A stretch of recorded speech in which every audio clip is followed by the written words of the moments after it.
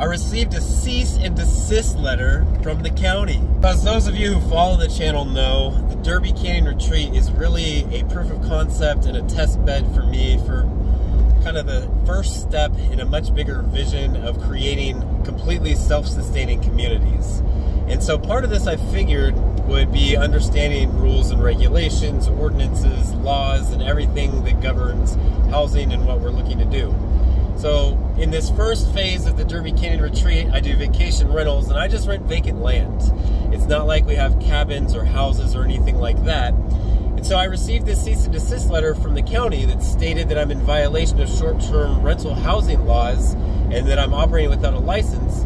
But I know from the prior research I did when I was doing my due diligence on the property that if you do not have dwellings, you're not subject to those laws.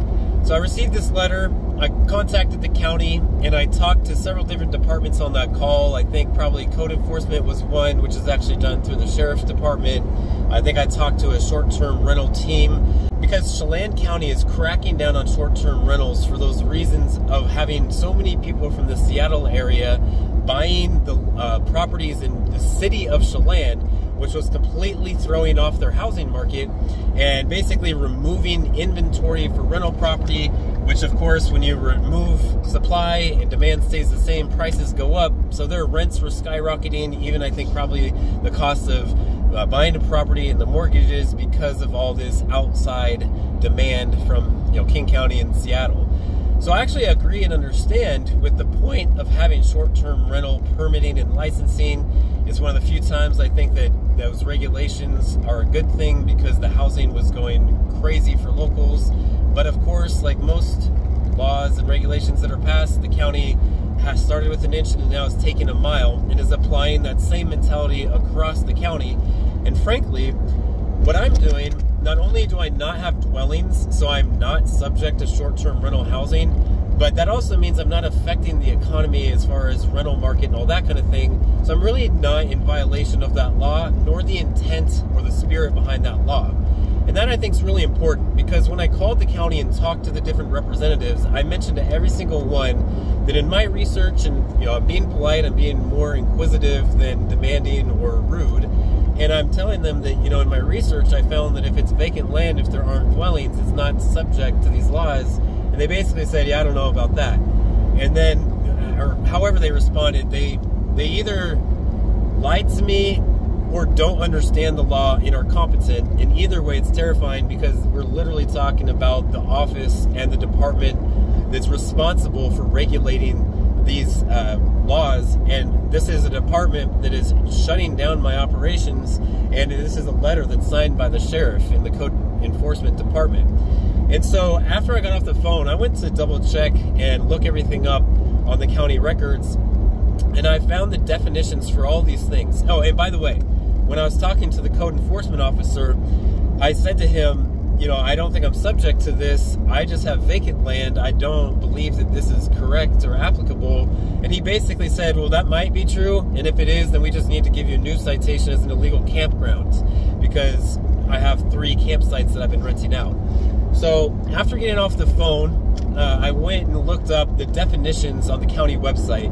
And the definitions of the short-term rental 100% state that it has to be a dwelling that has permanent use. I went up to then further look up the definition of a dwelling, and that certainly is housing. I'm no attorney, but it's very clear based on the definitions of short-term housing and dwelling that that law does not apply to me. And to me, this represents a bigger issue, where if someone wasn't as passionate or knowledgeable about these things as I am, they'd probably just get that letter and stop everything they're doing. But we need to, as citizens, know that these guys don't always know what they're talking about. Either I'm being lied to, or they're they're incompetent and ignorant to the actual correctness of the law, or they're just trying to spread this agenda of shutting down all short-term rental housing and creating examples of people. But I think it's very important that us as citizens understand these things and in a polite, correct, respectful, and legal way fight them when we do know that they're wrong. So I'm appealing this decision. I'm not sure what that process is going to look like, but I have all these county definitions that for anyone with common sense and the ability to read English, it's obvious that I'm not subject to these short-term rental housing laws in Chelan County. So at that appeal hearing, I assume that they'll ask me to make my case or whatever. I'm not sure if attorneys are able to be involved in that, and I am reaching out to a few attorneys as well to make sure that we're exploring all of our rights. But from everything I've seen, done, and researched, I'm not subject to short-term housing laws. I might be subject to campground regulations, so I looked up the definition of a campground, and that means 2 or more spaces. So from my basic layman's understanding of this research I'm doing, I believe that that means that I can legally offer 1 campsite per parcel as long as there's no housing or dwellings provided, without any subject to short-term rental housing or campground permitting or other permitting requirements. And this is also important because when I was talking, and I believe it was the code enforcement through the sheriff's office, when I was talking to that deputy on the phone, I literally, when he was making that comment about, well, even if you're not subject to that, we might need to just send you a cease and desist for a campground, which for one thing to me is an ignorant, lazy, and infuriating response to that. It just shows that they either don't know what they're doing, they don't care, or they're abusing their power. But the point of this is that I specifically asked him, I said, so does that mean that anyone in Chelan County can't just rent out their backyard to someone as a rental campsite? He said, no, you need a license for that. That statement was not true. That is only true if you have 2 or more campsite offerings. So right now, I've sent an email to the deputy sheriff that enforces these codes to basically inquire that my understanding of all this is correct, to then basically ask him if my plan, which is to go from 3 campsites to 1, would then in fact not require that I have any form of campground or short-term rental permitting. And as far as very plain English and my layman's interpretations of everything that's available in the short-term rental housing laws on the Chelan County website, the definitions of all the things that we've gone over, it's very clear to me that that's something that I can legally do moving forward. So I'll keep you guys up to date, and I hope to hear back from the sheriff. I sent him a very long and detailed email. Not sure if they're going to take the time to respond or not, but I did mention I'll be appealing it because clearly that's the legal route and the right protocol to follow up with this whole thing. So, long story short, please make sure in a respectful and polite way that if we're receiving notices or communications from the government that don't seem right or that don't match with your current knowledge, that we challenge these things. We can't allow these government entities to just go unchecked and to do basically implementation of laws that they don't have the jurisdiction or the right to do. I'm very upset with how those calls went with the county because I was very direct with my questions and the answers I got are literally just wrong. It's either the fact that they're ignorant to the exact law, which I guess, I don't know. I expect the offices that uphold these laws to know these things, or if they don't, to let me know that they'll get back to me and not just answer with an incorrect answer, or they're intentionally misleading people because they have their own agenda, and I think that could be the case. I'm not trying to make any accusations, but every office I talked to gave me something that appears to be inaccurate and untrue, and we're going through the legal appeal process to put that to the true test. And if I need to get attorneys involved, this is the kind of thing that is a big part of my business that I'm trying to grow.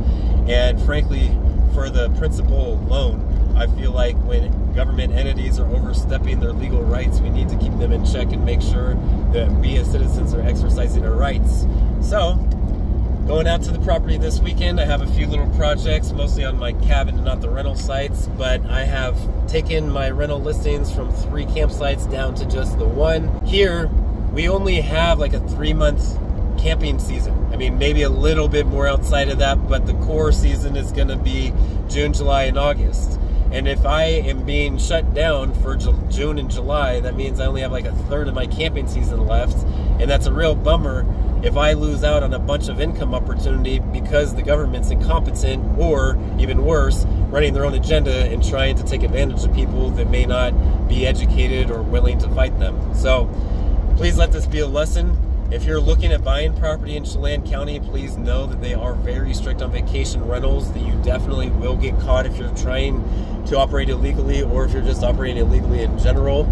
And yeah, hopefully this is helpful if you're looking specifically in this area, or frankly just any other county in the United States where you might be running into a similar issue.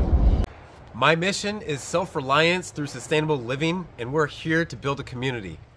Click here to subscribe to be sure to get more awesome content for living off the land. And be sure to go in to enter for notifications. Click that bell, get notifications, and stay in tune. Subscribe, watch, and comment. Let's build a community. See you soon.